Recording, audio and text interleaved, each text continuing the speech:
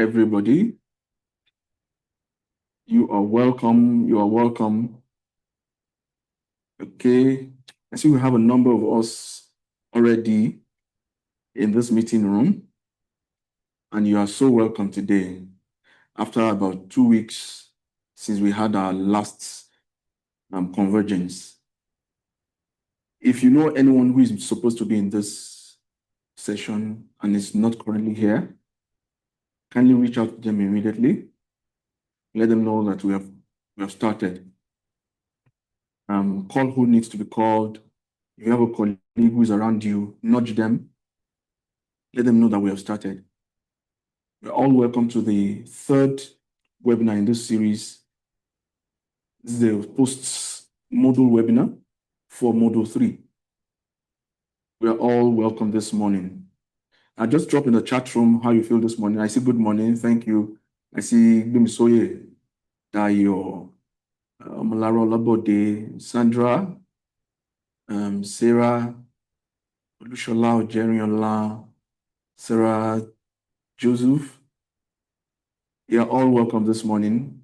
Just in 1 or 2 words, I wanted to drop in the meeting in the chat room how you feel today. If you feel excited to be here, you're expectant.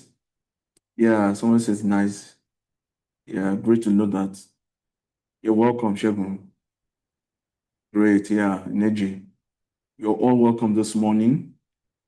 We'll read a few more minutes, a couple of minutes, just for others to join. I know that others are hitching to join too. Numbers are increasing gradually. Reach out to those who need to be in this meeting and let them know that we have already started. All right, keep it coming. How you feel this morning? All right. I have the opportunity this morning to give 1 or 2 people the privilege to talk about how they've fared in the course of this program so far.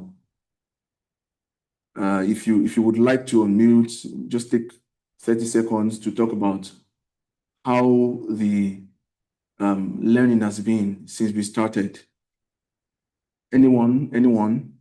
As we await anybody who might be interested in taking on that opportunity, let's please reach out to those that need to be reached out to. Yes. Okay, I see a hand up already. Engineer Idris. You're welcome this morning, Engineer Idris. Yes. By a prominent face, consistent Hello, one. good morning. Good morning. Good morning. Yeah, I want to really appreciate Dr. Our coordinator. Yes. And the team for job well done, because this program is really an eye opener. There are so many things that I came to know now which I didn't know before, and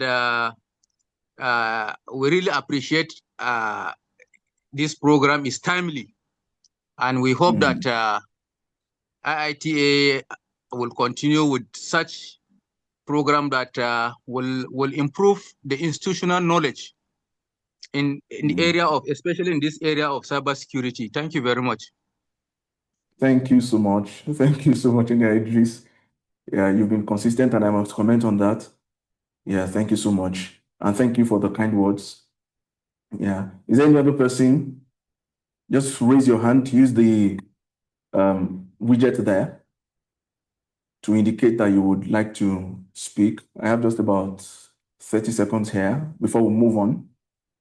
But please, in the course of the session today, if you know anybody who is meant to be here, who is not here, please reach out to them, let them know. As we progress, they can still join. It's important that we all converge here. All right? Yeah, thank you. Yeah, so I have the singular honor this morning to bring on board and invite the project coordinator in person of Dr. Yinka Fakale to brief us, just very briefly, just give us some updates and then talk about some very pertinent issues. Please join me in welcoming him this morning. You're welcome, Okay. sir. Yeah, Good thank you very morning. much, Tolu. Thank you very much, Tolu, and thank you everyone for joining. Let me say good morning to everyone. I can see everyone on, even through the screen. So even if it's a virtual room, so don't think you can hide with your camera off. I see a lot of names that I know already, and I'm genuinely happy to be back with you all today. Every time I get this slot on the agenda, it gives me this feeling like a bit of school assembly, except that there is no telling you off to the exam now. It always gives me that feeling each time I'm asked to do this part. And I get to brag about you all and how fantastic you all have been. And so it's always a pleasure for me to do this. So let's get into it. I'm going to permit me, let me share my screen so that I can give us some bit of updates. Okay, a minute, please.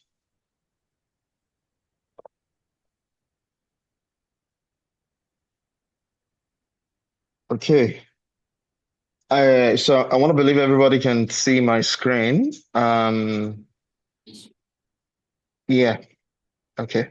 So as of today, like where do we stand? As of today, we have 595 of you registered on the CyberSecure Nigeria course. Okay, that's that's 594 people across universities, research institutions, and other educational institutions all over this country who decided that cybersecurity wasn't, it's not just a buzzword for any people. It's for them too, okay? And that number alone should make every one of us in this room proud that we are part of this. All right. So, average progress across the board sits as 27% as you can. And I know that some of us already might just do the maths in their head and went, only 27%. Like, I expect something more than this, but hold on. Let me put it in the context. All right. So, because a number without a story, it's just always a number. So, here's the honest breakdown. The only sad part is that 166 of us are yet to start, and 428 are actively in progress. And we also have another 315 that are currently flagged at risk of falling behind. Okay. I'm not reading out all these numbers to shame anybody. Nobody here is being called out by name for lateness as we do on the assembly in those days. So I'm just reading out because I want every single person in that not started or at risk bucket to hear me and say this very clearly. It is not too late. This course was not built for people who already know everything about cybersecurity. It was built for people that are willing to start. So if that is you or someone you know, maybe a colleague, a friend, or a classmate, today is a good day to just open that module and start right away. Not tomorrow. Not even when you want to say that, okay, when I'm a bit settled, then I will spend some time on it. It should be today. Now, let me also show you my favorite parts. Okay. If you look at the highlights that I'm showing you, because while some of us were sleeping on some of the modules, there were others that were absolutely sprinting. So if you permit me to be a bit specific, like I said earlier on, not with the intention of shaming, but to encourage us all. As you can see, there is a Mr. Abel Badmos. 2 weeks ago, this man was sitting at the position 328 on the leaderboard. And look at where he is today. He has climbed 22 places. Now, that is 22. That is not just a small jump. That is a man who looked at the leaderboard and decided he didn't like his reflection in it and did something about it. And as you can still see on the list, he's not the only one. There is Oluwatobiloba Dairo, who jumped 9 spots. There is Idowu Okune of the Obafemi University, Awolowo University, that climbed 8.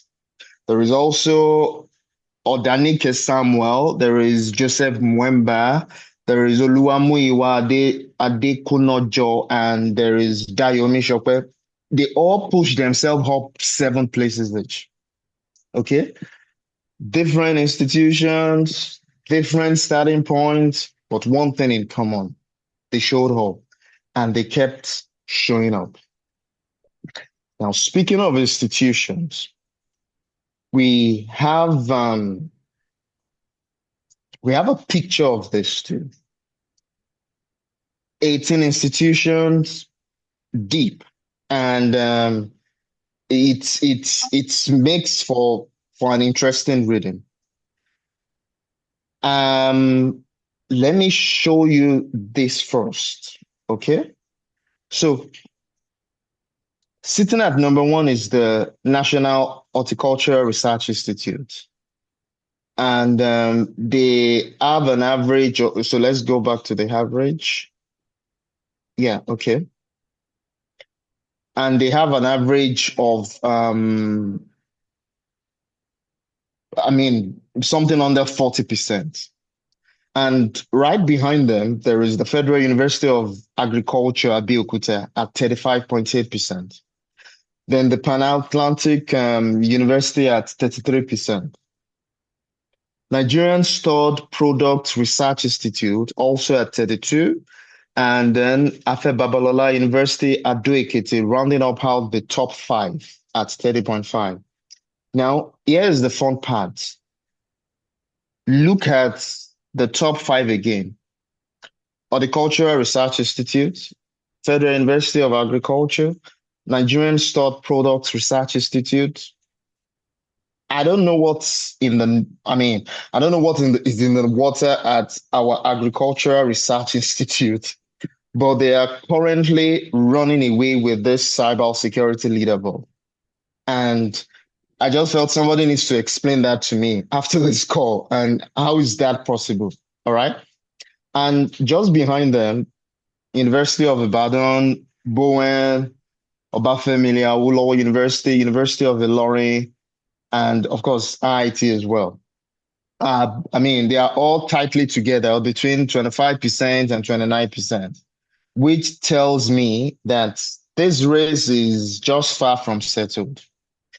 And to everyone further down the list, Kaba College of Agriculture, National Agricultural Extension and Research License Services, Ajayi Crowther University, National Agricultural Seed Council, National Root Crops Research Institute, Umudike, Birmingham University, Adamawa State University, and Ikwaba Biotech. You are on the board. You are fully represented. And 18 institutions on one leaderboard. It's nothing to joke about. Every single one of us has the exact same shot at climbing from wherever we are right now to the very first part. And it has happened before on this leaderboard, and I'm sure that it's going to happen again. So in every module, one person always sits at the very top. Because here's the thing about the leaderboard. It is not just a trophy that you keep forever. It is a target. Somewhere out there, among all of us, the 594 participants, it's someone who I believe might probably again think after this meeting today that once the module 4 opens, I am taking the leaderboard. And I want to hope that that is you and that is me. Okay. So one more quick thing before I hand over the mic back to Tolu. Let me give you a quick update on the mobile data distribution, because I know a few of halls has been asking that question. We are still in the first category, okay, of data distribution exercise, and we are rolling it out in batches based on performance. I mean, that's one of the reasons why I talked about everything that I've been saying. So yes, this is directly tied to that leaderboard that I just spent some 5 minutes trying to hype and all that. So we've completed 2 batches last month, and the third batch is currently in motion as I speak. So, I mean, so far now, data has gone out to like 26 participants in this third round. I mean, specifically those of you or those of us that are sitting above the 10% mark in every performance category. So if you think you qualify and haven't seen anything land yet, please don't panic, and don't also worry yourself much about sending that message on the WhatsApp. Where's my data? You understand what I mean? I've not seen that. I mean, I have been seeing some of those things of late. So everyone who qualifies will be covered by close of business today, and at most or at the very best tomorrow morning. Okay, so we see you, we have your number, and your data is coming. And I think that is from me now. Let me stop sharing. Okay. So Thank you. numbers, name. I mean, I've said a lot. Numbers, names, and a little bit of friendly pressure. And I mean, that's exactly how I like to start a webinar, especially of this kind. And yeah, Tolu, back to you. Let's meet our guest facilitator now. Yeah, thank you so much for that update. And I believe every one of us have received the message and will make the necessary changes in our respective spaces. Thank you, sir.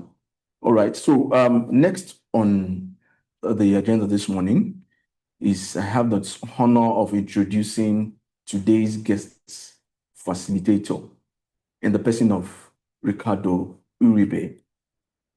I'll be reading his profile shortly, and I want you to listen attentively so that you can be expectant today for what we are all in for. It is my pleasure to introduce today's facilitator, Ricardo Uribe, Chief Technology Officer at CGNet Services International, based in Mountain View, California. For a session in incident response, there are only a few people better placed to guide us. Ricardo brings more than 30 years of hands-on experience securing IT environments for organizations around the world, most especially in Africa, in African context, and Nigeria in particular. And he doesn't do this from the sidelines. When phishing campaigns hit, when accounts are compromised, when systems come under attack, Ricardo is one of the people who step in to contain the threat, eradicate it, and restore secure operations. That is the very work this module is about. What makes his presence here especially fitting is that this is not unfamiliar ground for him. Ricardo has conducted strategic ICT consulting and assessment for institutions right across our region, including the International Institute of Tropical Agriculture here in Ibadan, Africa Rice Center in Cotonou, Benin, and the African Development Bank, alongside organizations such as the FAO, the World Conservation Union, the Carnegie Corporation, and the Robert Wood Johnson Foundation.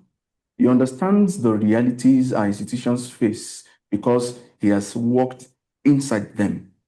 His expertise spans Microsoft 365 and cloud security, Azure identity, multi-factor authentication, and conditional access, and the hardening of network, web, and application systems across platforms from Linux to Fortinet, Cisco, and so forth. As Chief Technology Officer, he serves as virtual technology lead for Silicon Valley startups and oversees IT and security for high-profile international foundations.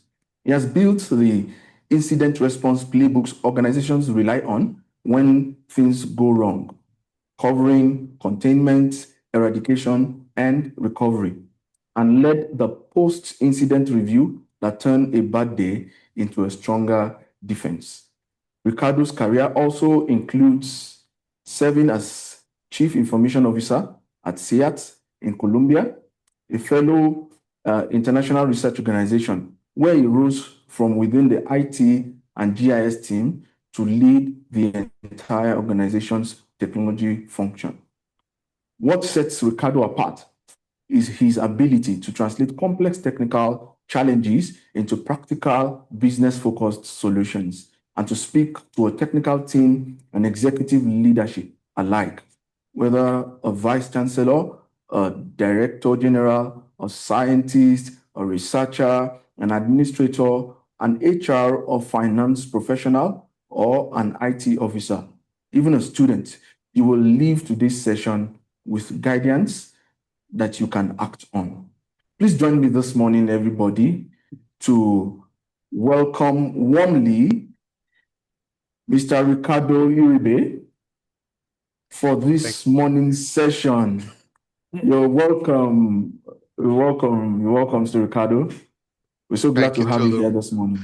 The Thank you. pressure is on. Thank you. Most of you will think about like, when does he sleep? When, when does he eat with all the many hats that I wear?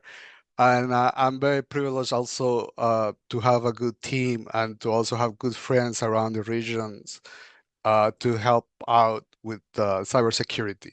So this is not on me only. This is in a group of people.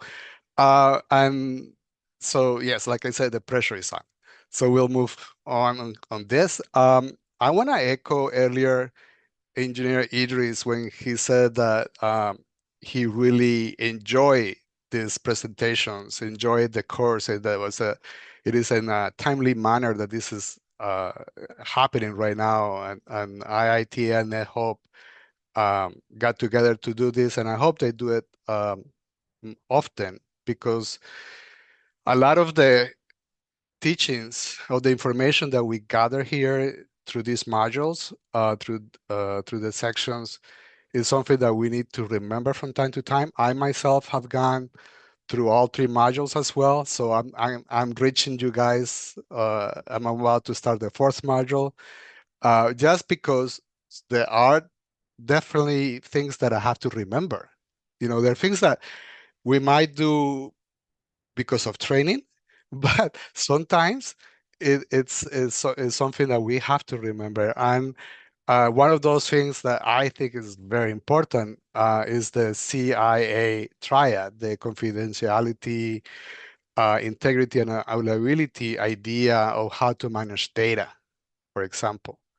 And that CIA, is there, but it has never been like, yeah, this is how we should present these things, how we should learn, how we should uh, talk with our peers and with executives and whoever about data into those things. And the other part is um, that it's something that's been hammered to you, especially to the ones that have gone through the modules, is that cybersecurity is not an IT thing.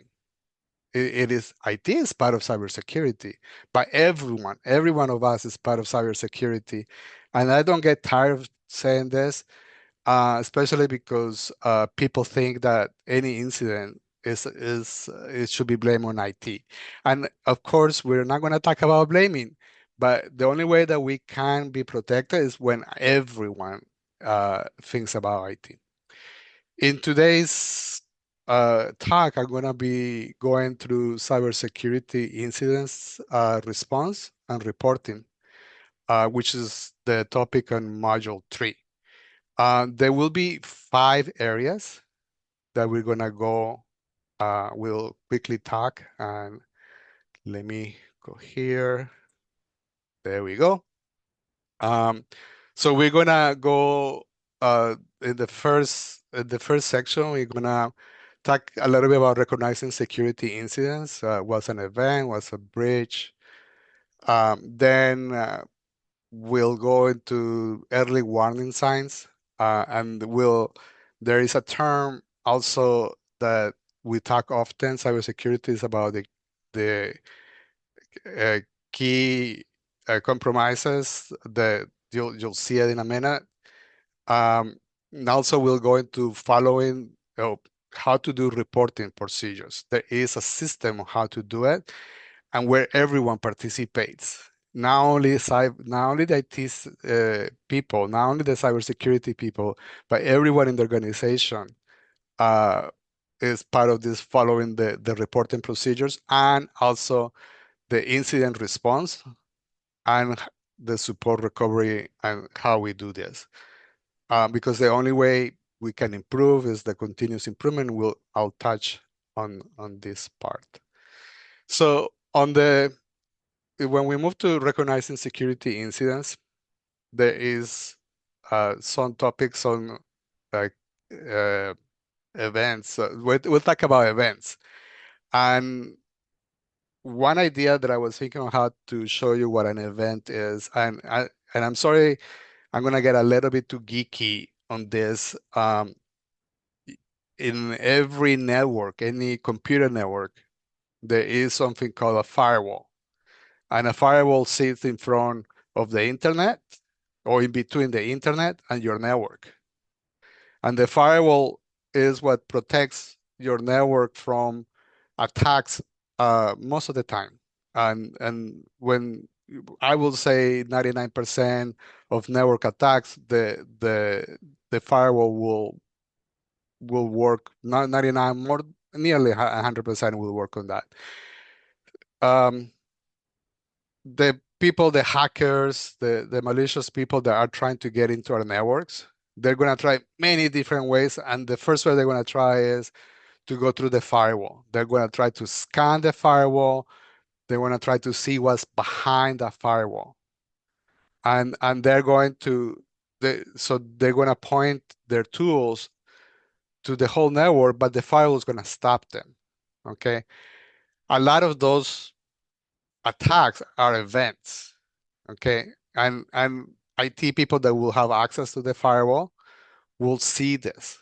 We'll see those events, and we'll get our logs full of information about so and so tried to some IP number from a different country tried to get into our network and it was stopped.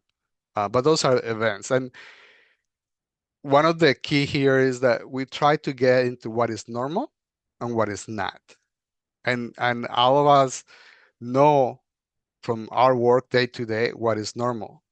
So in an event on the firewall exercise, we know more or less what is a normal event in a firewall, what happens all the time.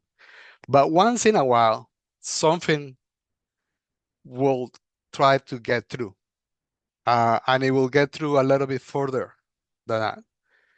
And that will be an incident. Okay, and that incident might compromise access to a server that's behind.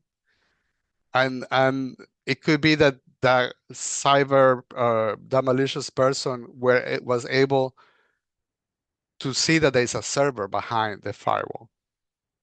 Okay, and some alarms should go off into that, and that's unusual. That should not happen because we know, for example, that that server should never be accessed from the outside, but it's in the so this incident was able to get in.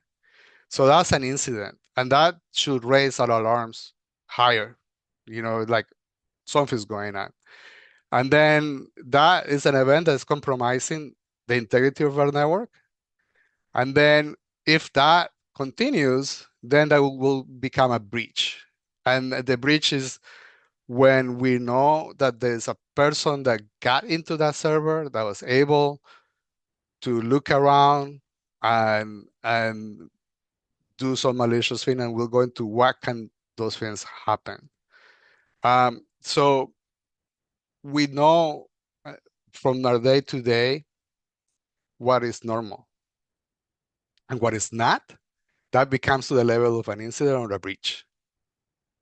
And on your day to day, so some of you that are not in IT, you may not see these things so clearly, but you might get warnings on your cell phones from text.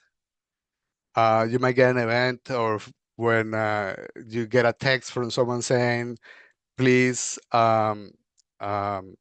reset your password or change your PIN number or contact your mobile vendor.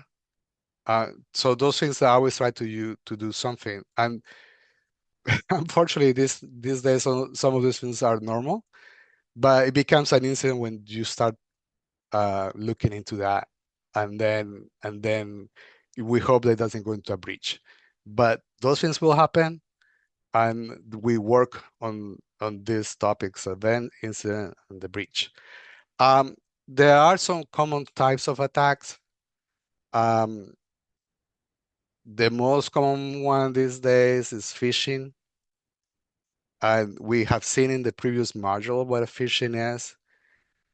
We also have talked about spear phishing, which is one that is always is interesting because hackers do their homework. They always do their homework. So in phishing is when you receive mail that will try to make you do something. For example, click on a link in that email, and then perhaps enter your credentials once you click on that link and open the browser. Now, the spear phishing is even uh, more intelligent in the sense that the spear phishing, the malicious people will know about you, that they know that you might study some career. They got this data either from your LinkedIn, perhaps from some social network, but they know a little bit about you, right? And they will send you an email, perhaps with your name, dear Mr. Facunle, your AT&T. I'm sorry, I'm in the US, so your mobile is about to expire. Please click on this here to re-enable your subscription. Okay, so they might know what um, mobile company, but they'll know tidbits and they'll gather this information because on the internet there's a lot of information about us, and and LinkedIn is a great source of information for these things, and this is one of the most common ones that they will try to do that, and we need to be very careful. People fall for this all the time. People that have been trained, people that have not been trained, but because AI is making these messages very personable, very a lot of the phishing messages have grammatical errors. Now with AI, they don't. So we always have to be very careful when we get email. And I ask people, say, be suspicious of everything in your email, everything.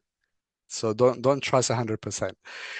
So phishing is one of the most common ones. Then we go into malware, and we used to, for those that are as old as me or similar as old as me, we understand, viruses, antivirus, and that morph into malware. And a virus is a malicious program that gets installed on your computer, and it will perhaps disable your computer. But the thing about the virus is that it also not mutates, but also copies itself into another computer, and it tries to replicate itself into the network.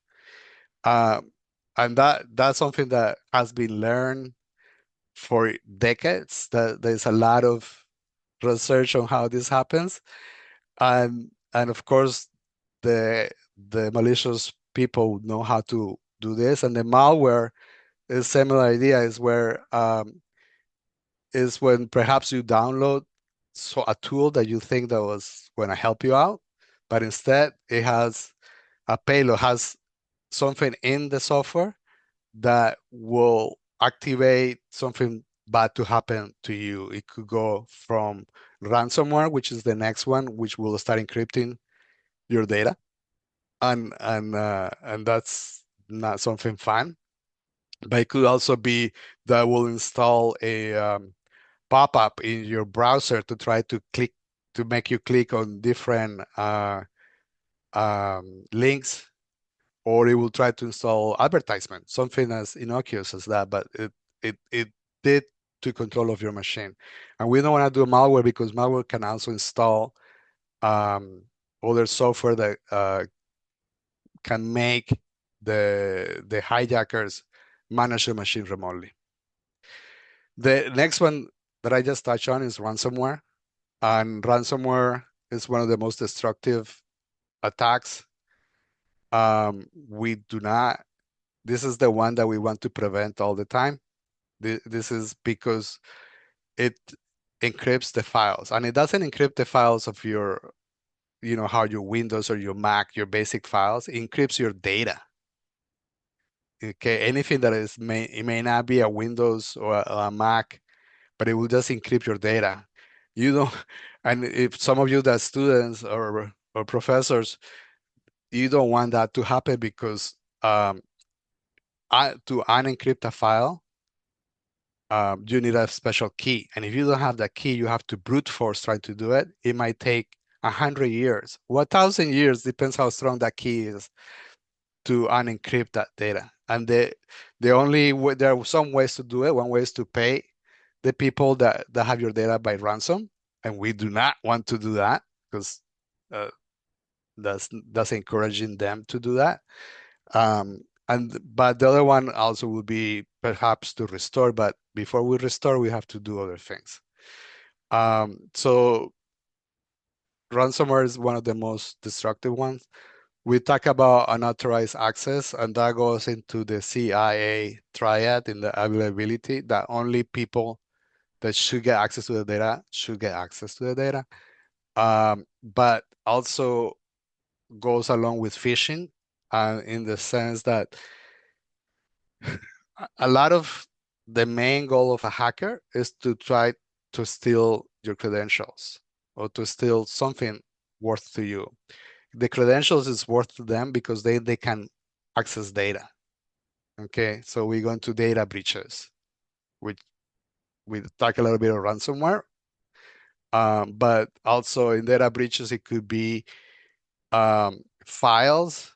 We have to be very careful with files that we have left around in open areas. A lot of us use Dropbox, for example, and may leave the Dropbox sharing to be open to anyone, or and we forget about these things. There's a lot of hacking of data where we move data from the safety of our network to the cloud, and then to do some type of statistical analysis or whatever, but we forget that data is in the cloud and we leave it there. So we don't want to do that. We want to protect every data into that. So if you have to take your data out, you have to delete it, or you have to put more protection to it. But we don't want that. And another part of this is denial of service attacks. And this one is very disruptive as well, because what it does is overwhelms a machine. So think of a student portal, for example, an LMS, for example, that you are trying to connect and you can't, and you know that, and then all you get says I'm busy, or the web page goes down, and it may be is because there is a malicious attack going towards that server, because that is in the outside, for example. So so there could be a malicious attack happening, trying to overburden that server with so many requests. so many logins, so many failure logins, that the amount of CPU and memory that that machine has gets exhausted. And then all we can do is reboot. But the attack will continue. And the attack gets even better from hackers. They know everything. Hackers know everything. They know all the tricks. Okay, they always a step ahead of us, unfortunately. And they came out with a distribute denial of service. So where not one server is attacking, but 100 other servers are attacking, or 1,000 other servers are attacking. And where those 100 other servers they have? Well, from data breaches, from malware that they install in 100 other computers, and they direct those computers to attack another computer. So there are many ways to do this. We have to be careful on that. We always have to think about what protections. Phishing, a lot of the protection in phishing, people think that it is all about some software and IT will install, but it has to be done about training and recognizing. Malware and ransomware can be prevented by having antivirus, anti-malware, or something even better, which is EDR, which is an endpoint detection and response software. You know, data breaches, unauthorized access is more about us knowing that this can happen and put the firewall and protect our data into this part. Denial of service are harder to protect, but there are ways to do it. There are cloud services that will help you deal with this, especially when you have important portals that you have to protect for that part. So there are early warnings about this, all these types of attacks, and so for example, unexpected slowdown, that's part of, or the system crashes. Those are unusual, right? Suspicious emails that we get. There's also about email spoofing, and where people try to send mail as you, and you start getting messages from bounce messages, for example. That's not unusual. And if there is a theme into today's talk, it's about that when you see these early warnings, then it's like Spider-Man. You still have like something's going on, okay? Something's happening. And then the theme is if you know something's happening, then you report it. When in doubt, report it. So we will see that in a few minutes. But we know, I talked earlier that we know what's our day to day. We know how how our systems work, what is the usual when it breaks. We know those things. It's the unusual ones that we need to be careful for. Okay, this unexpected behavior. And on the left side of the right side of this screen of this slide, we talk about you know spotting fake system alerts, and I suspect that a lot of us have seen it when we go visit a website, and then the website start giving us a lot of windows saying this computer is compromised, this computer is compromised, right? Trying to get you to go call someone, and they will uh, um, fix it for you. But the fixing is really they're trying to install software in your machines. So all these tidbits of things that you get, those are things that you need to identify and to say something may be happening. I need to be careful. And if this continues, you have many of these things, then you might have to go and talk to someone. You may have to escalate this, because we don't know 100%, especially if you're not in the cybersecurity, what's going on. Sometimes you do see it right away when your data is encrypted, and then you have to do that. But one of the important part is that once you start seeing these things, then you start reporting. You call your IT group, your help desk, your hotline, and you say, I see this. This is happening. Is this something I need to worry about? What can I do? Okay. This is the first step. And we want all you guys to understand that, and also to go out and tell your IT people you have this. Who do I call if this happens? Okay. We do not want you to call your friend. We don't want to call we don't want to go and tell the classroom, hey, does anyone knows how to fix this problem on the computer? We really want to make sure that the IT people are involved. The IT group is involved in these things, because a timely detection and reporting will help protect the institution for this. For those that went through the module asks many times to maintain confidentiality on this. In other words, once you report it, let the experts work on it. They'll get back to you, but don't start advertising this. Don't start chatting on your WhatsApp about this or making a TikTok about it. The reason is not because we want to hide it. That's not. If anything, eventually we'll let you know what's happening. The most important is that we don't want to tip our hand to the hacker. We don't want to tell the hacker we know. We wanna make sure, we want to investigate how this happened, what tools the hacker is doing, and we want to stop it. We want to isolate. We want to do all these things. So so we don't want to tip this into the hacker. And also, there are ways to communicate this into the organization.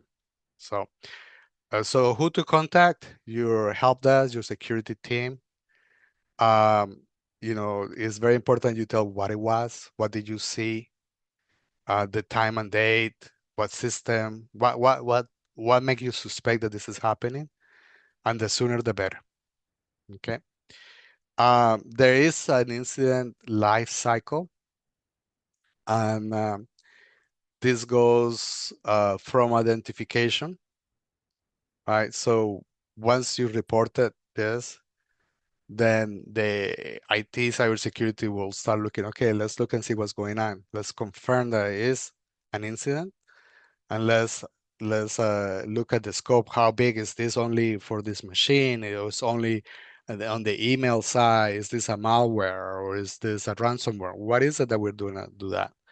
And the next step is containment. We need to figure out that this incident does not goes is contained within a machine or a group of machines and start not infecting the whole network or start affecting the day-to-day work in our institutions, that we can contain and isolate this part. And then we have to eradicate, which is kind of figure out what happened, remove whatever problem it is, reset passwords, um, uh, configure two-factor authentication or multi-factor authentication, whatever it is, we have to work on that. And if once we know what's happening, we also have to do recovery, because in a lot of these incidents, data has been compromised or machines has been compromised. Once a machine is compromised, we might not trust the machine anymore. And if we don't trust our machines anymore, all we have to do is start again from zero, and we'll have backups where we can recover the data from days before. So many times we'll just have to say, I don't trust the machine. It was compromised. There is no amount of fixing and patching and everything. It's just too much work. So I'll just start from zero, configure it again, and then restore data. Okay, and then we'll go and continue and make sure, again, because in the eradication, we know how things happen. So by the time we go into recovery, we hope that we have closed all the avenues for that attack to not happen again. Okay. And then we go into one of the most important part here, which is the lessons learned. And this is one of the parts that we skip a lot because we're always running, we're always fixing, and we skip that. What did we learn? What did we what the hacker did that got into our network and we didn't, it took us this long, or our communications was not perfect, or where did we fail on assigning permissions, or why our antivirus was not installed correctly. Whatever it is, we have to learn from that, and then we have to improve. We have to don't leave that into a piece of paper or into a communication, but we have to improve. We have to get it better, because that will make the next attack much difficult to happen. Okay, all these lessons learned inform preparation. How did we end up doing identification, containment, eradication, recoveries? Because we were prepared. Okay, the whole team was prepared, but the preparation also needs to be changed all the time because hackers, as I said before, they always 1 or 2 steps ahead of us. So we always will learning, unfortunately, for different ways, different things that we thought that it was under control, but it wasn't. So perhaps our communications team need to do a better, learn from this, and now they have better policies to how to communicate to the community, or increase our policies, make sure that by default, everything has multi-factor authentication, not these people or some people, but everyone, for example. So this is a good one to have, to refer to from time to time, especially those of you that may in the future manage this type of incidents. This of course, it has many layers of information under them. So we go into roles and responsibilities. This is everyone in that picture are very happy, but because they know their roles and responsibilities, I get. But for end users, the role is to detect and report. And for security teams is to investigate, to lead an investigation and recover. That goes into management, well, because management eventually has to be, management has to be part of in their responsibility, because many times once an attack happens, we have to add new software, new computers, whatever it is. But they also approve communications. They provide guidance. Okay, and then also there's communications. The communications teams goes and properly advise the community what happened, what's the solution. It doesn't have to go into many details, but it has to tell a story, and I have to tell the true story, but I also have to tell how we're going to improve, or what have we improved, so to make sure that these attacks don't happen again into this part. This brings into focus something that the module talks in one of the sections, which is the RASI framework. And this is another one that at the beginning, I knew about this framework. It makes total sense, and I'm just going to explain it in a few minutes. But we forget because we're always running, because sometimes we forget to drink our water and breathe into how to act on these things. But the RASI framework is about responsibilities, and this is not only an IT framework. This is a framework that you can use in your day-to-day life. If you work in human resources, for example, or in bursary accounting, areas where you can apply this model on how to assign responsibilities to tasks or what is. So the whole idea is that every task has a person that is responsible or a group of people that are responsible. And then it has one person that is accountable. Okay, and I'm gonna give you an example of this. My team, for example, is responsible to make sure that backups happen. And more important, they are responsible that the recovers work, that the recovery of that data works, that we can do backup, that we can do restore safely, and that we know about this. So they are responsible for that, but I'm accountable to it. If that failure happened, that's on me as well. I'm accountable, and I'm the one that has to talk to the executives or to people, but I'm the accountable, and there's only one person on that task that's accountable, not the group. I'm the one accountable, the people are responsible. My team is responsible. I can also consult. I consult with Mr. Facunli and say, hey, we do have the same backup system. How do you handle something like that? Or consult with a group of people on an incident, or how to develop policy. Okay, but they are consulted into that. But I'm still accountable, and my group is responsible. And finally, once we figure out all this, then we inform. So inform is as the slide says, a one-way communication where we tell this is how it's going to be, this is the policy that we came up with, this is how we are going to improve our restores, this is how this is going to work. Okay. This is one of those areas that another one, like I said earlier, to keep in the back of our minds. This is a management. This is very important. This is a framework that you can assign, you can use many times in your life. Even in your personal life, you can do that. So I have a slide here that talks about task, and I'm not going to go too deep into this. So for example, there's a task, and I'm just going to go to the middle one. It says notify leadership.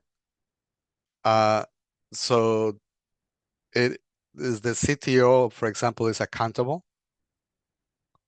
and the legal is consulted on this task. Okay, and IT security is responsible for doing that, but and then the leadership is informed. Okay, I'm just not going to go too much into this because time flies, and I'm just going to move forward, and we'll go into communication principles. This is in the module we talk about how to communicate, and that perhaps is not necessarily the end user's response to do the communication. The end user task is to alert and to let us know. And I'm gonna go in another slide about what other things the end user can help us with. But when we talk about communications, we know about internal and external communications, and we want to make sure that that's unified. We want to make sure that that only comes from one person, one group of people. That they, we seen it on the TV, on the movies, and everything. That there's one spokesperson, right? Or one group, and that's important in these situations. We don't want a lot of gossip going around, because all it does is just makes people more nervous, and that's not. But communication has to be straightforward and timely. Okay, so internal, external. So we have to, in organization, we have to tell people what's happening, what's going to happen, what's the time to fix it, and how often there are going to be updates.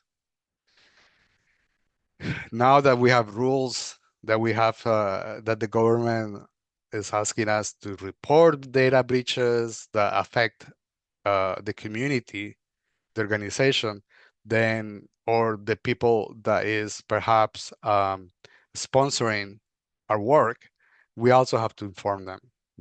A lot of those contracts do say that they have to inform if the data was at risk. So there's regulatory reporting, stakeholder reporting, but again, be transparent, be truthful, and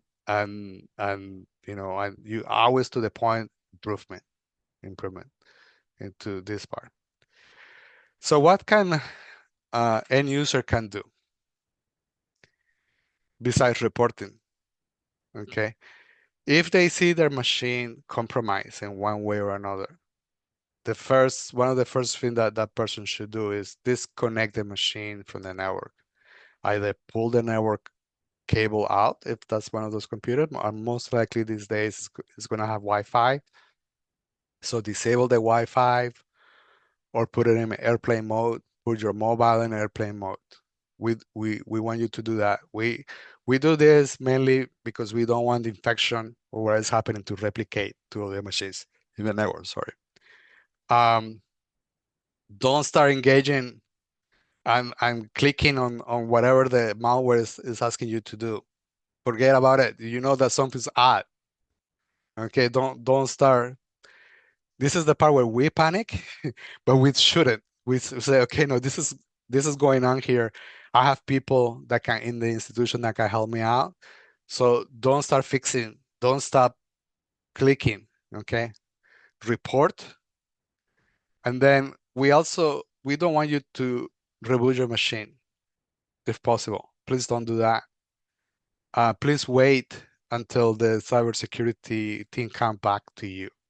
That way, the reason why we don't want you to reboot is because one of the main reasons is because a lot of the information on how that malware or that ransomware or anything is acting or how it's acting is in memory, is in the memory. And there are techniques to take that memory and get more information on what's happening. Okay, and those techniques is what gets shared. That information in the memory is what gets shared among the cybersecurity communities to prevent future ones. That's how the anti-malware, or the EDRs progresses, because they learn these techniques. Okay, we have to learn into that. Also, if you reboot it, then maybe it will change the name of the file. It will change other things in it. So it will make it harder for the investigation to come up, or the forensics, the after fact, that what was happening. Okay, and once again, it's in this slide, but it's in the module many times. Do not share the incident details publicly. That is the function of the communications team. That's not your function. It is so tempting to talk to my friends in my WhatsApp, uh, and share my experience. But we beg you not to do that. We beg you to let the communications team. Later, you can say, hey, I helped doing this, whatever it is. We just don't want to tip the hackers, and we do want our communications team to do the job correctly. Okay, and by having gossip around or having this information does not help anyone on that part. We talk about recovery, and sometimes when we talk about recovery, we talk about backups. But there are other parts of it that we can talk about, which is disaster recovery, business continuity. This is an area that IT tries to, or the IT managers actually, and the whole idea is that for systems that are very important, for example, the accounting system or the registrar system, all that all those software computers, they have to have some redundancy, either because we want to prevent hackers to start um, doing a denial of service attack, for example, or ransomware that machine, or because there might be hardware problems on that machine. But we need these systems to be up 24/7. And the only way we can do that is by doing what is called business continuity. So a lot of these softwares will have other machines running in another data center, in another cloud, that they always replicate in each other. So if one goes down, then we can move to the next one, and then we can bring up. And a lot of people don't know that we have moved uh, to the sister server somewhere in the cloud, and this happens all the time. You never see, you know. Alibaba website goes down, right? Because they have many sites where they replicate all these things. So if once goes down, it's doing maintenance, then it goes to the next one. But it's very important in the IT world that we can do business continuity on those systems that that are that has to be 24/7. And that goes into also many layers, how often we do backup, how fast we need to be up. Um, and but when we have these types of incidents, part of the preparation is to have a recovery plan. Okay. And once again, the triad touches again on verify integrity. So in the triad, the CIA triad, the I is integrity. Sometimes we need to make sure that the data was correct. We have to roll back for a few hours, for example, and recover from a backup that was done a few hours ago. Sometimes we have to do that. So we have to have a plan. There are times where, for some reason, we have to ask you guys to reset passwords. Hopefully not too often. We have to do that. And we always monitor what's going on. But a plan, once an attack happens, and I just want to say that we can prepare as much as we can. Okay, but we always have to be prepared. We always have to have a plan. And that's the hardest part, because we don't know where that attack is coming, but we need to know how to recover from it, and fast, and what systems we have to recover first, which one have to be last. Where is this data? How fast we're going to recover back, and then monitor what happened after that part. We also talk about the post-incident review and continuous improvement. And earlier I said that this is the one that many of us skip because we just want to fix and move on, but we forget that we have to figure out lessons learned. Okay, so a post-incident review is not a place where we assign blame as much as we want to, but no, we don't want to assign blame. The whole idea is to figure out what happened, how it happened, what security policy was skipped, or was not there a policy, was the software not updated, why wasn't updated, did the backup and restore work as expected, all those areas. The communications was not clear in the communications, what happened there. All those things, people get together, either live or in a meeting, they talk about it, they talk the different areas and what can be improved. From here, this informs policy, informs management, and also informs the community at the end of the day, where it says, how are we improving? How and what's the next step that we all have to? So I said we usually skip this part. Don't. Okay. This is the fun part because people relax when we are in recovery mode. When we are in incident mode, our adrenaline is 99% higher than usual. We speak fast, we think fast. We wanna get you guys working as soon as possible. Anything. And the post-incident review, everything has happened. We all relax and we can all talk freely and share and improve, because this improves policy and it will improve. It will make harder for incidents to happen again. It will make it increase it harder.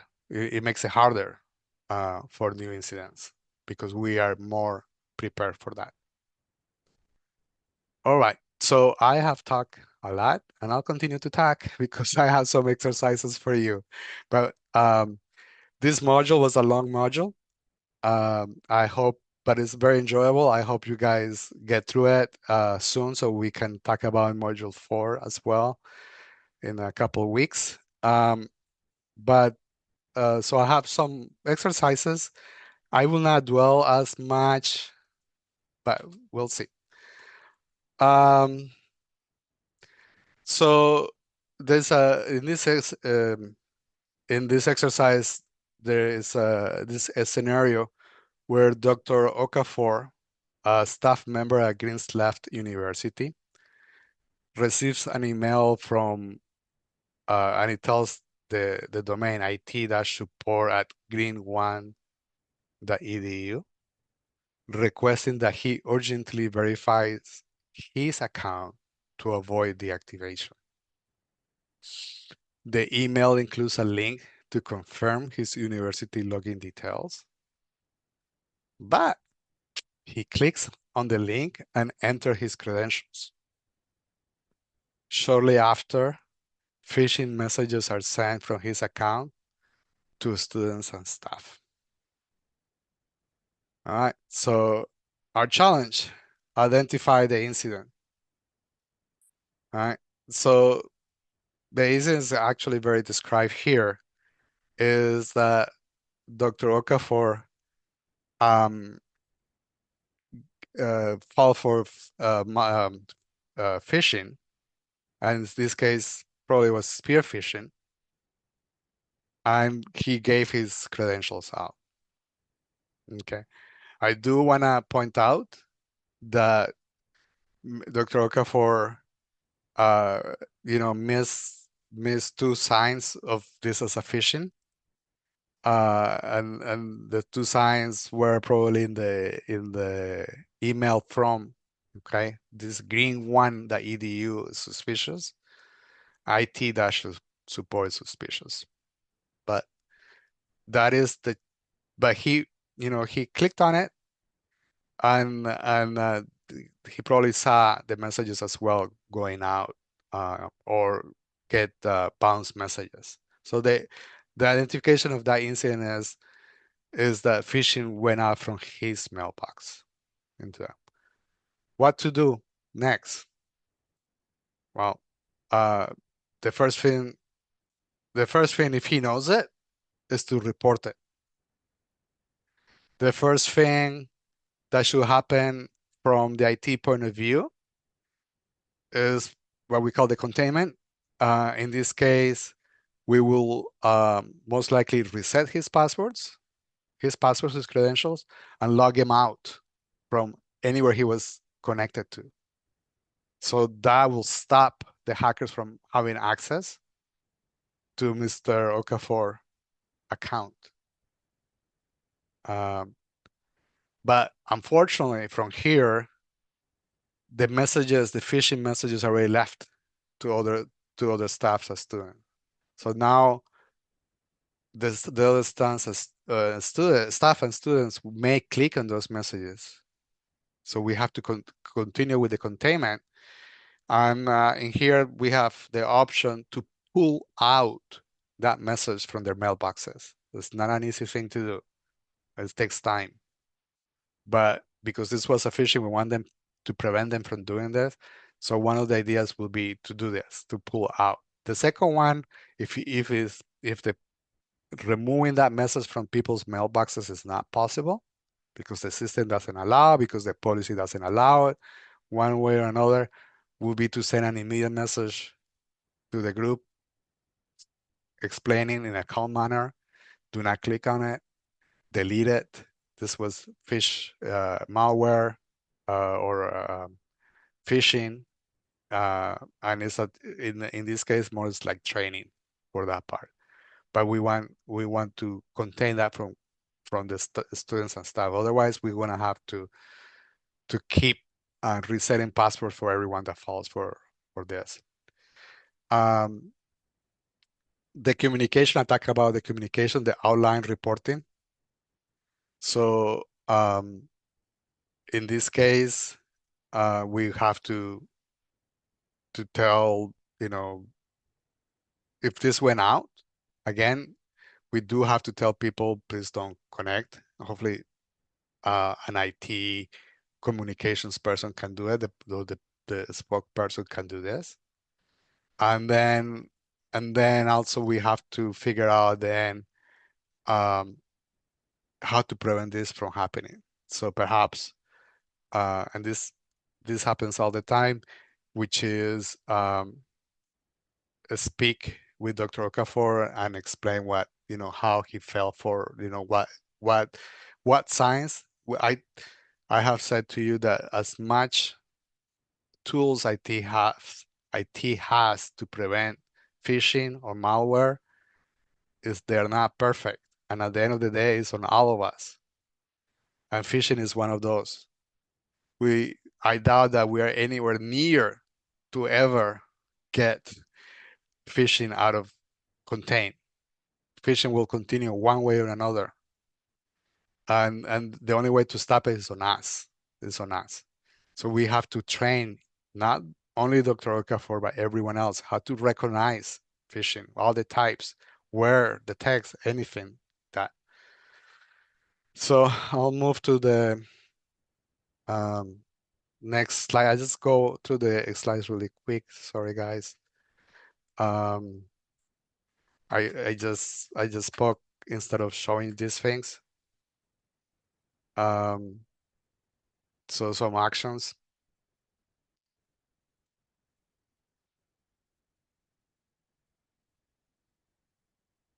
Okay, so report it, notify.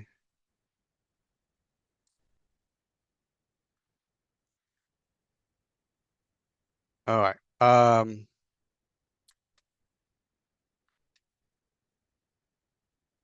So some things that we can also do on the computer that maybe this happened was to scan the system as well, review mail. So there are different ways that we can deal, mostly on the IT side, for this part. As part of lessons learned, perhaps get a copy of that message that was sent, and then get better filters, email filters. Again, hackers are always defeating on going over these filters, and they get improved all the time because of new data.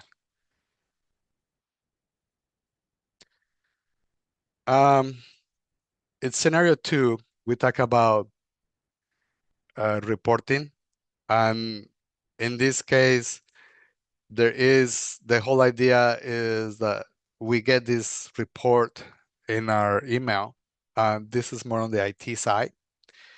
And in this report, there is some of our tools, Sentinel Core, has a critical alert. It's a ransomware detected. Okay. And then it'll tell us information about the type of ransomware, how short it is, where it came from phishing email, and who is affected. Okay. Then it goes into the indicators of compromise, where this came from. Came from 2 IP numbers that are known, places that control computers. For example, a website that perhaps or a domain that is known to harbor hackers. It gives you all this information, but at the end of the day, we do have to report these things. Okay. It gives, fortunately, in this email also gave us recommendations because this was a ransomware. Then we do this EDR, hopefully it'll stop it, and it did not allow the system to progress, the ransomware to progress. But still, we have to go into that machine, isolate it, make sure that that's not happening, make sure that the incident is contained. Okay, and then figure out what happened, how did this phishing email got into it, and then if we have to reset passwords, we have to do that, whatever is needed. We have to scan it. We have to make sure the data integrity is correct. We have to do all these things, but we also have to report. And it depends of your institution. You might just do it by phone, or most likely there's a form to fill. And usually the form is on a website, and it'll be 1 or 2 pages form, for example, where it tells what type it was, when it happened, what systems were compromised. Down here is the systems, servers and desktops. How did I know? What was the behavior of it? And then so what wardens was the indicators of compromise, for example. If there was an IP numbers in the other, we can do that. Did the person that got this incident, did they interact with it? So you can choose the one. In this here it says not sure. So the actions taken, notify IT. Okay, and that's up to IT to follow, to do the isolation and to do the other areas. Was the sensitive data involved? And in this case, those machines were a file server and data and a database server. Most likely, the answer to that is yes. In this confidential organization, data was compromised. So we go from to do that filling of the information, that the IT security, and this will, it sounds slow, and I will actually suggest that you call first, because a ransomware is something that you should be, act as soon as you see it, and you should pull that network out as soon as you see it. But it is important to keep this data. For those that work in cybersecurity or that wants to work in cybersecurity, or in general IT, we keep notes, and this is part of the note taking. So when you are in cybersecurity, your notes are very important because it tells you what it follows, it documents what you did and what you haven't done, and that also helps improve in the reviews later after the incident. Number 3, an authentication attack quiz. So in this storyline, Dr. Gabuje at the Nigerian University received multiple alerts showing failed login attempts on their institutional email. The alerts are coming from Brazil, Spain, South Africa, and is the applications that where he's seeing these login attempts is Microsoft Outlook, so Microsoft 365, and the university portal to get into his data. The method is that he's getting a lot of alerts on his cell phone, SMS-based verification. So he's probably getting alerts on his phone. Results, all attempts fail. The authentication was blocked. And the user confirms that has not traveled and has not logged in into that. So knowing these facts, we'll go into some questions. The first question is, what is the most appropriate immediate action by the IT security team?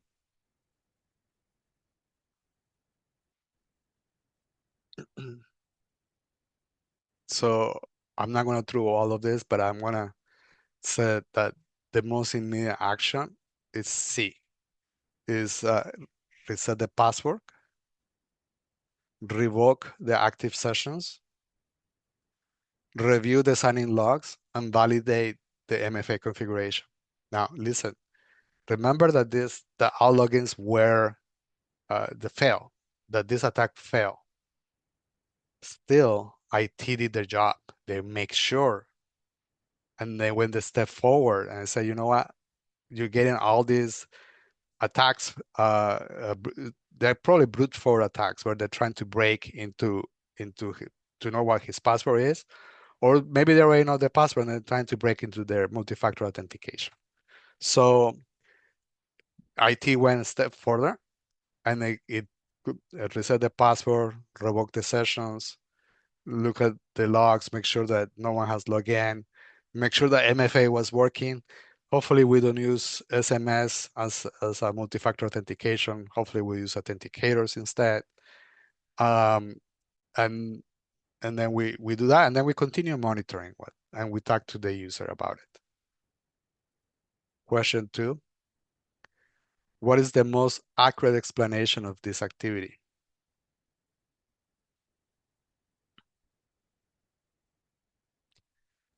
So the answer to that, I know we're running out of time, I'm almost done. And then the answer to that is B, the automated password spray, which means that what I said, the hackers are brute forcing the password.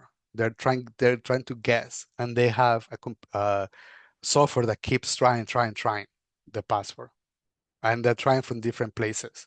So this is a coordinated attack. This is something, actually this happens a lot. These are events. And those of you that are not in IT don't know how often this happens. It happens a lot. So they're just probing the accounts. Question 3, what should the researcher do immediately?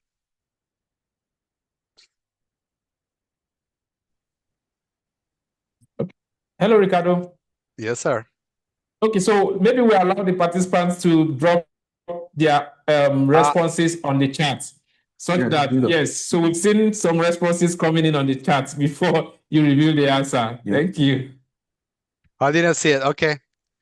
All right. So do you want to say what the response was on this one, Tolu or whoever was? Go ahead. Yeah, so we have Joaquin Ekeze says C. We have several people saying the answer is C. Yeah. Okay. All right. Sorry, guys, I spoiled it for you all. But John, did most people got it before I clicked on it? Yes, they did. Most people, They yes. did get it. I'm doing my job. Great. Thank you. And actually, you guys are doing the job. You guys went through the modules. So that's even better. All right. So we know that the answer to that is C, report immediately. That's this is why. Okay. So the next question, and I'm not gonna reveal the answer, is what are the effective long-term controls to reduce this type of attack in Nigerian university environments?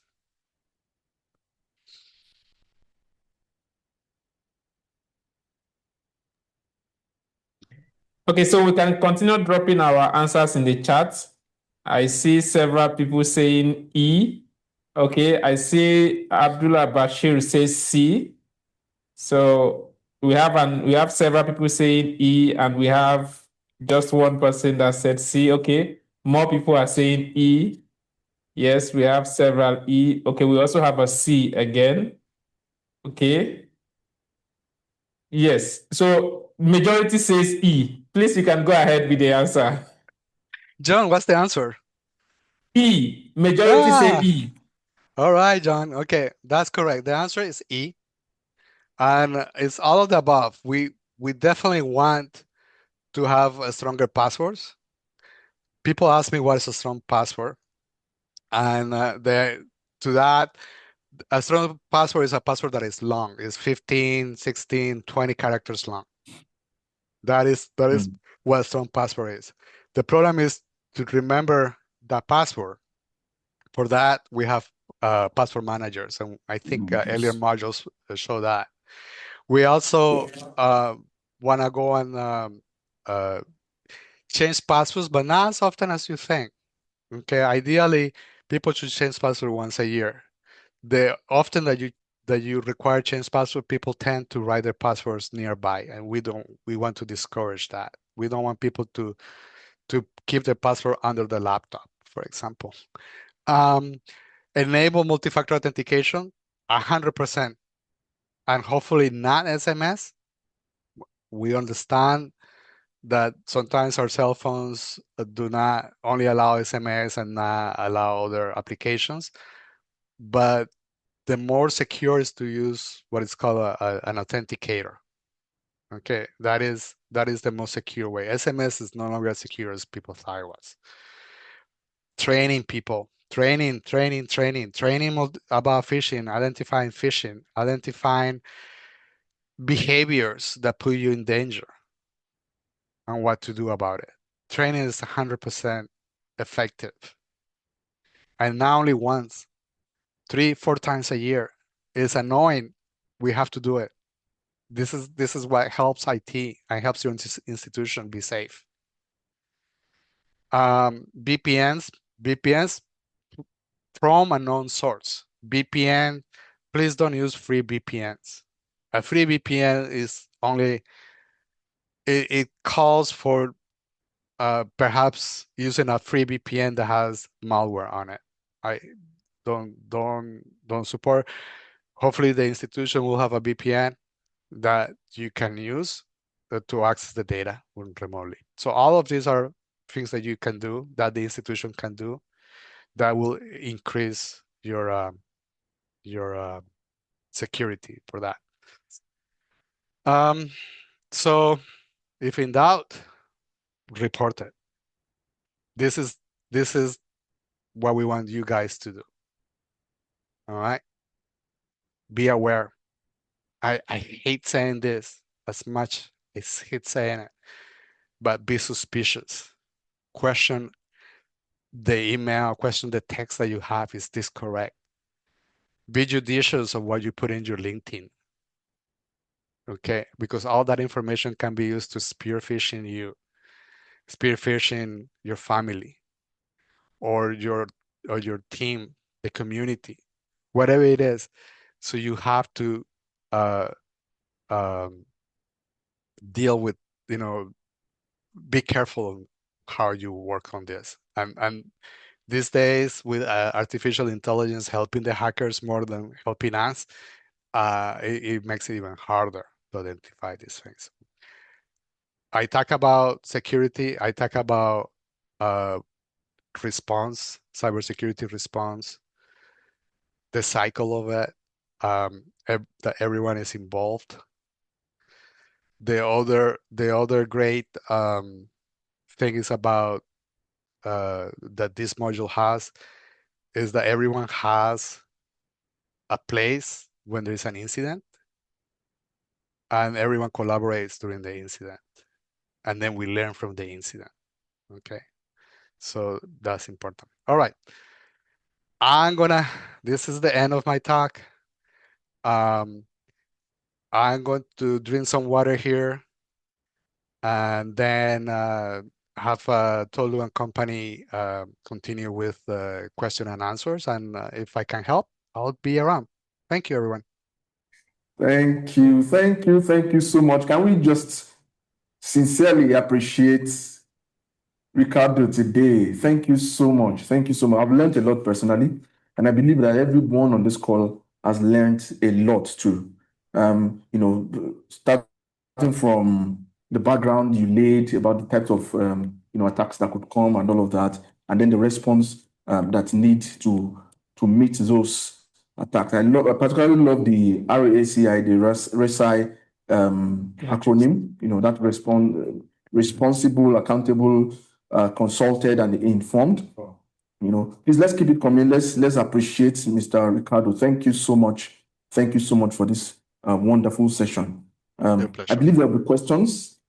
I believe we have questions. If you have questions, just those who have dropped it in the chat room already are getting responses. But if you would like to unmute to ask your own questions, I can leave create the opportunity for a couple of people to do that in the brevity of time that we have left on the call. So if you have questions, just raise your hand, use the widget to raise your hand, and then we'll have you on mute. All right. So some of the things that I learned during your session, Ricardo, was the first responses to when there is an attack or where there's an incident. You disconnect, you disengage, that's stop interacting, and then you report, you preserve the evidence, and then very importantly, that one, I think many people don't even think about, is to maintain confidentiality. It goes a long way to also help the IT team in the containment of the incident, as it were. Thank you so much for that. Do I have anybody who raised their hands already? Are there any questions? Maybe something that has happened that you want clarification on in this light, or something that came up on your mind during Ricardo's presentation? Let me know. Just raise up your hand so I can have you. But while we wait for that, there's a question I want to ask, Ricardo. Particularly because the RACI Rasi. framework, that framework, really, really resonates with me. So on an IT team, for instance, so say there was a ransomware incident, for instance, how do you typically assign the roles, the RACI role among IT, or legal or communication team, or even the management? How would do you have a method? Do you have a way, to assign those roles? So definitely I do not roll a dice and figure out. But this is all part of preparation, that people know their task. This is where preparation comes into place, where everyone knows where it is. So when an incident like ransomware happens, then the people that are responsible to act on it, again, preparation will know on the IT team who is responding to it. Who it could be the senior cybersecurity lead that will start the response on that, being responsible, and then also tell the team what the steps are. Okay. But then it's up to the person accountable to supervise.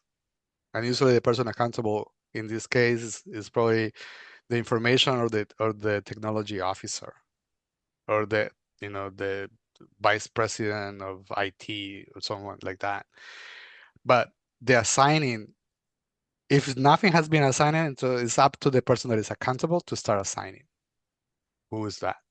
And what's your role? And what task your role is? And that's where the RASI comes in. And that way they're not, there's this saying about not too many chefs in the kitchen, not too many cooks in the kitchen, is that everyone knows where they are. So that's where this goes. Yeah, thank you. Thank you so much. I think I have some questions in the chat already. One says, how do you prevent confusion when multiple teams believe they are responsible for the same task? Yes, and it does happen. But hopefully those teams are, the person that's accountable. Go ahead. No, please go ahead. Yes. So the person that is accountable is the one that has to separate and say, no. Let's look at what the tasks are and then where you're working on. Okay. And that way we don't do that. It can happen at the start, but that's hopefully we won't lose that time. It will be very short to do that. Because when there's an incident, there are meetings. People are meeting because we have to talk to each other. We cannot do it by email because things are going fast. So we have to get together and then pass. So when there are different groups, hopefully we'll identify that very quickly.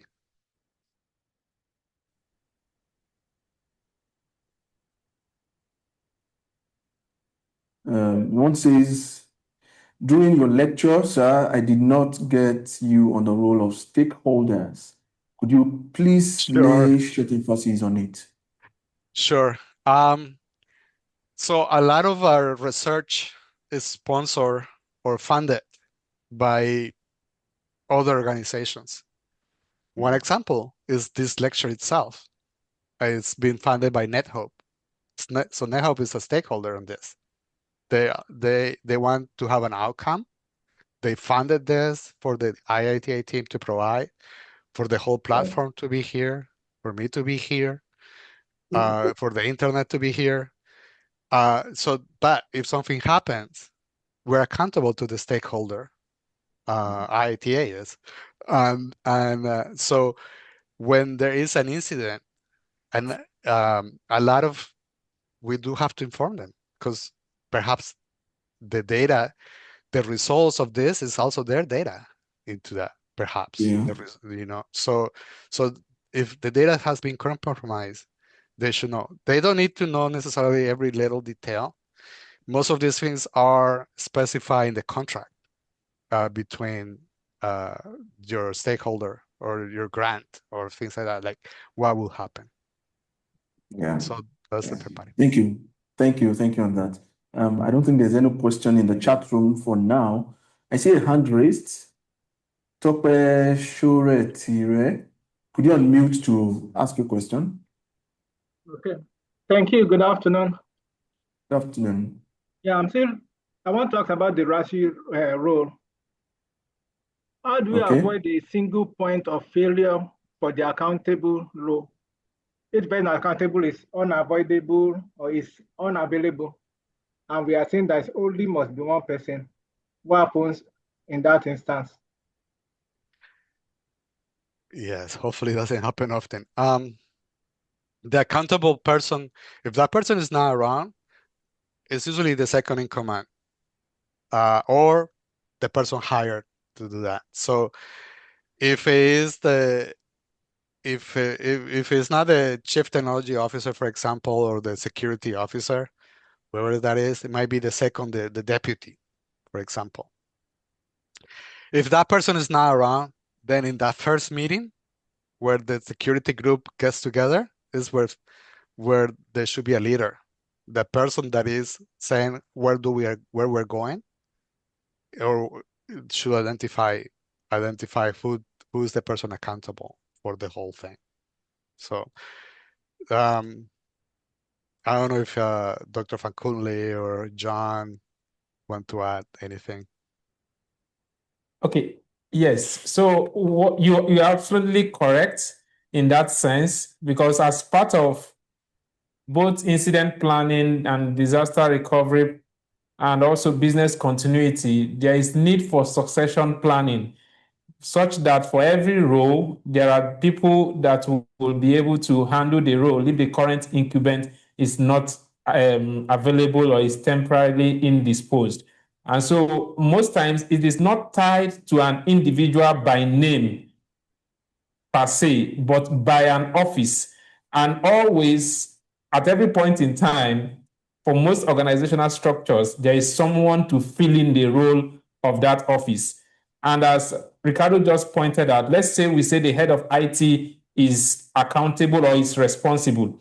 If the head of IT is not around, somebody has to fit. There must always be a plan in place for the next person that will fit into that role, whether it be his direct subordinate or the superior, but that office must always be occupied. So the RASI metrics points most times not to individual persons by name, but most times in the structure and the planning, it's always tied to positions, or how would I describe this, organizational structures within the organization.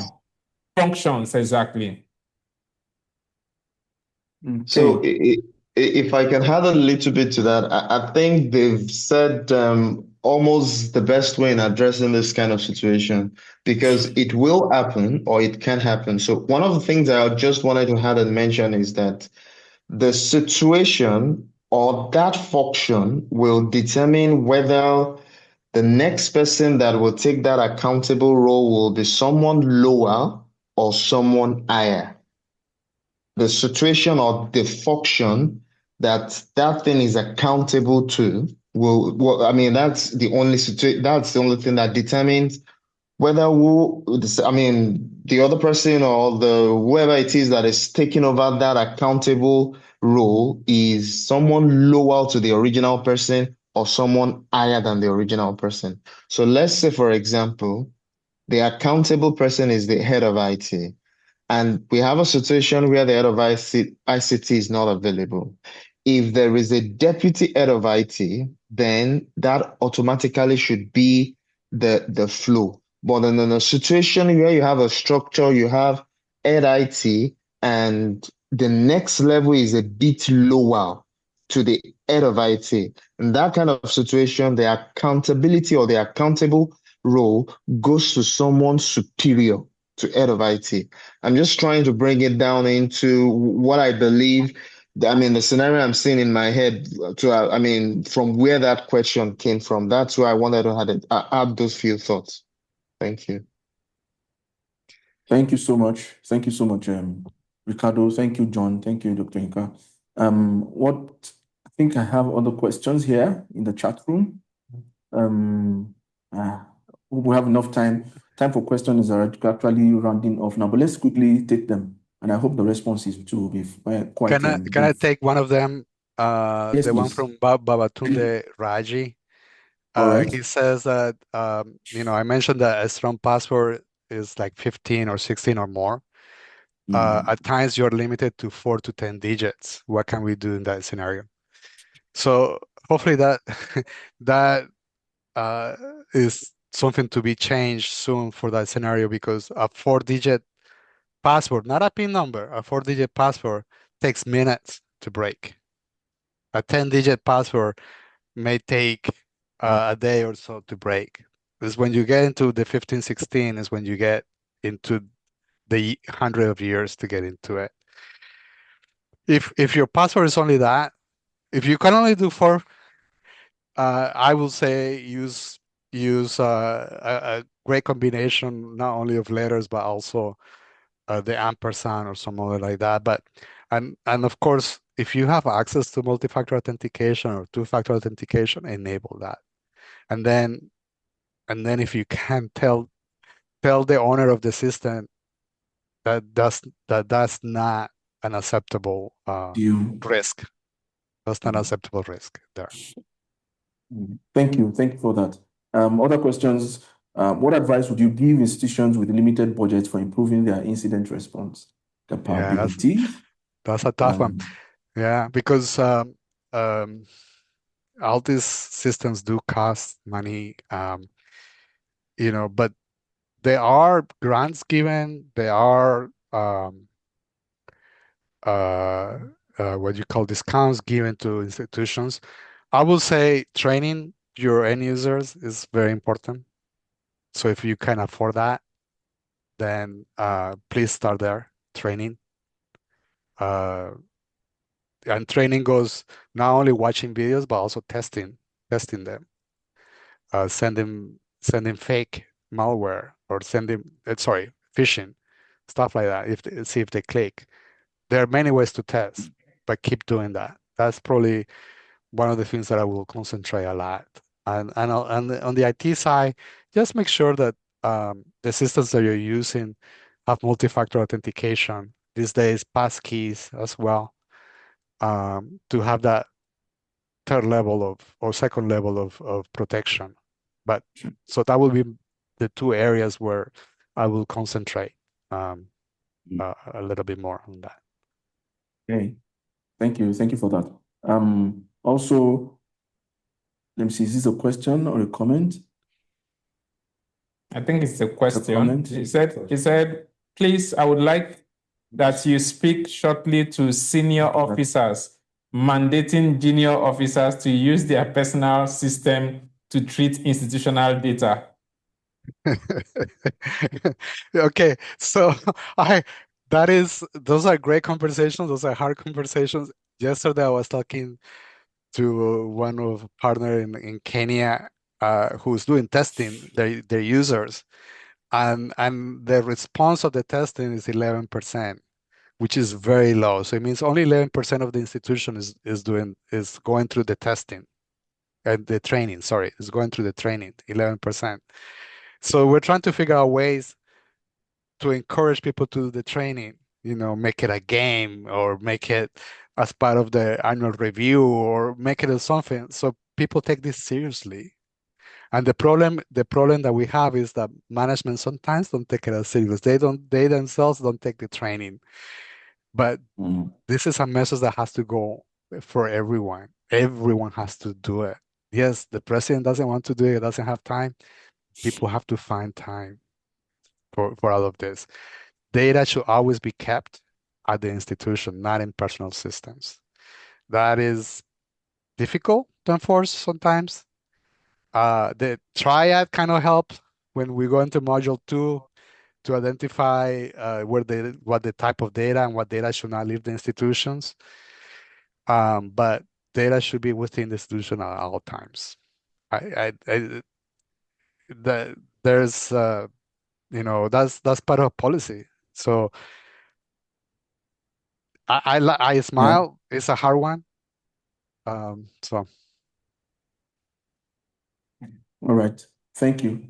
You want to say something? No. There's one more question that I see from Asaolu Folake. She said, "We've learned about the effect on institutional reputation when incidents are exposed. Are there legal implications of exposure of confidential data?"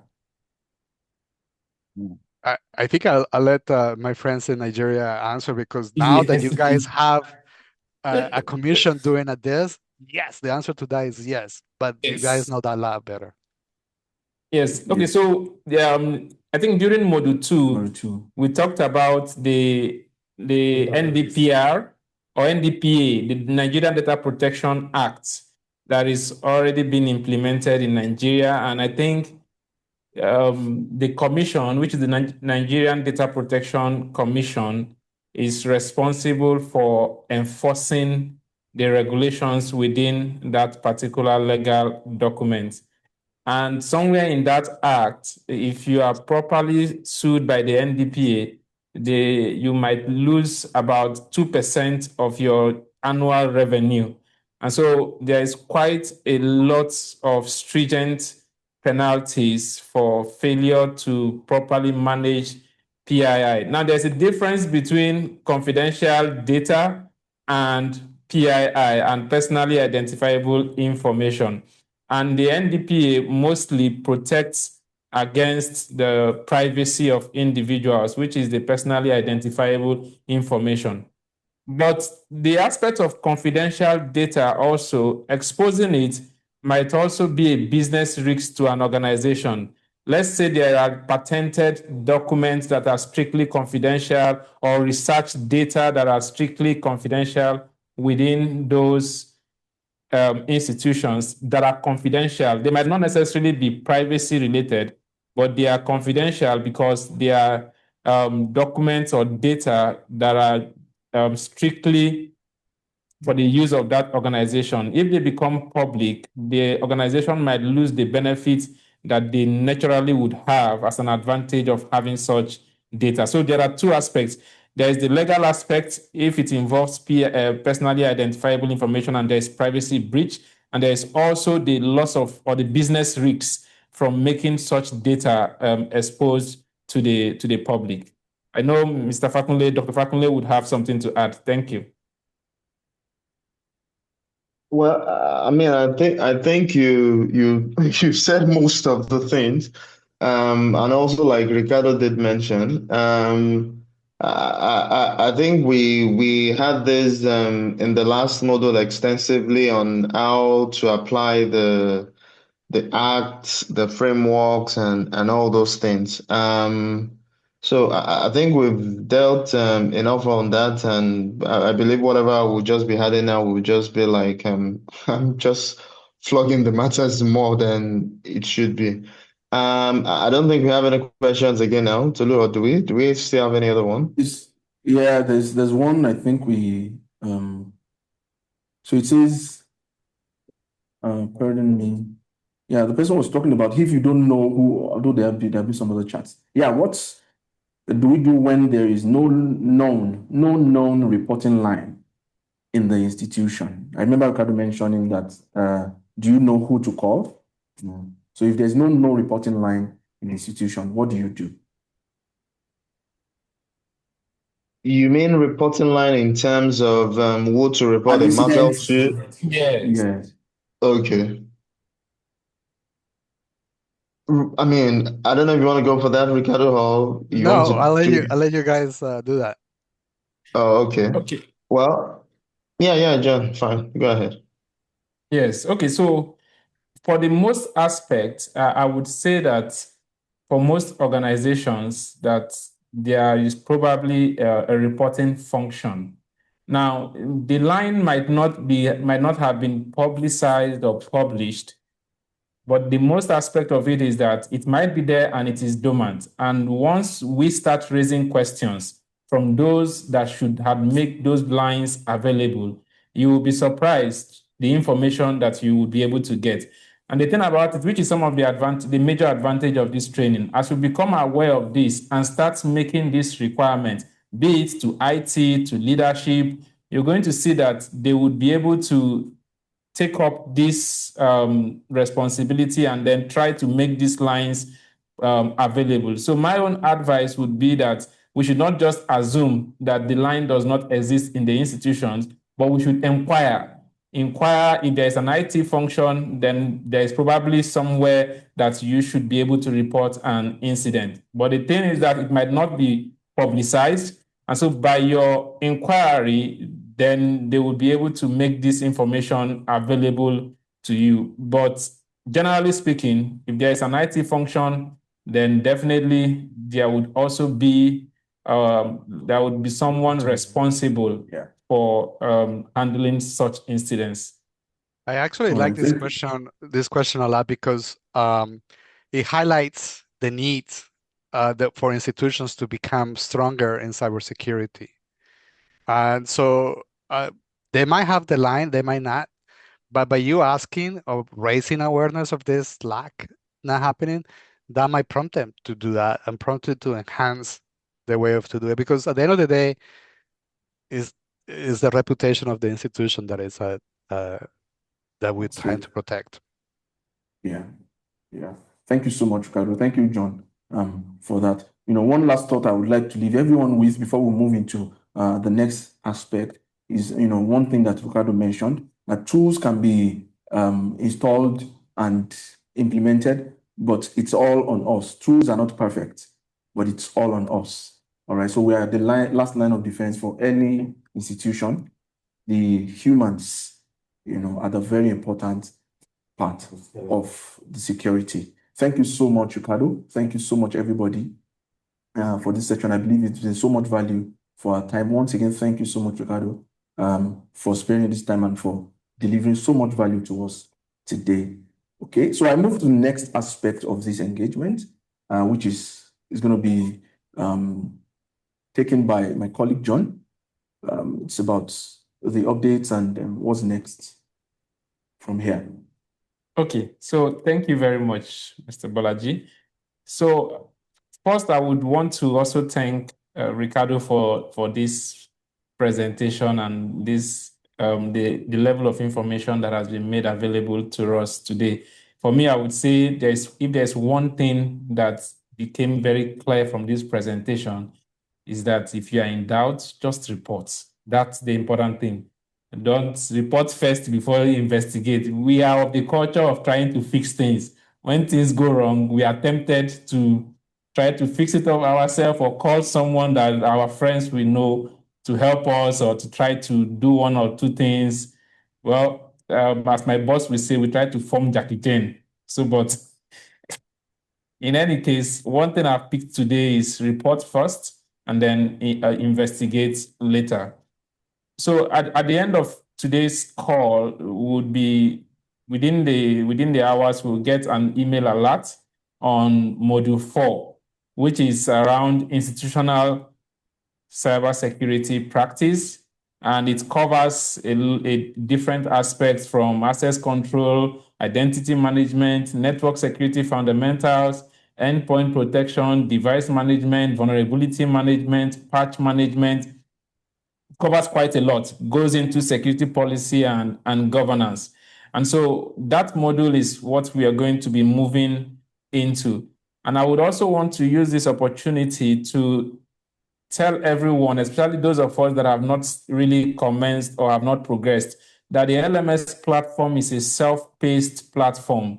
And what that means is that you can always progress at your own pace and your own speed. So there's nothing, you've not missed anything, because I know I got a call sometime last week of someone saying that, oh, you guys have gone too far. So what's the point? Why will I start now? No. I said, no, there's nothing lost. So you can just start at any point in time. We still have people that are coming on board and they are also commencing. So please, let's also encourage other of our colleagues that have not yet commenced that they should start. They have not lost anything.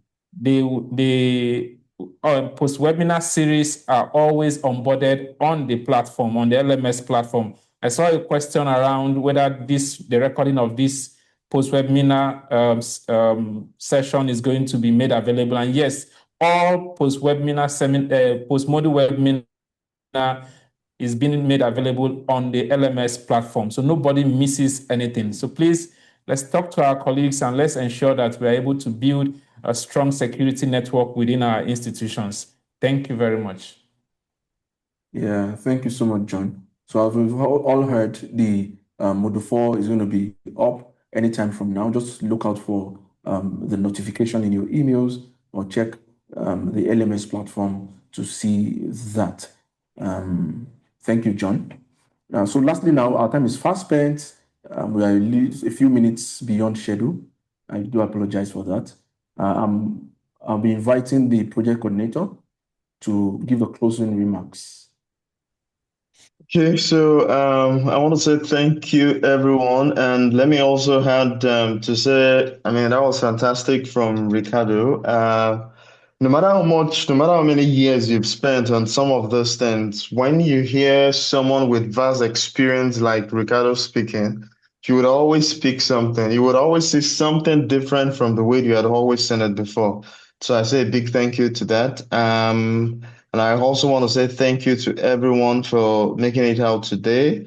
I see the questions. It was one of the things that we're trying to achieve, and I see that we are not at the level that we used to be before some weeks back. So I'm glad to see this progress, and I believe that as a community we can create that culture.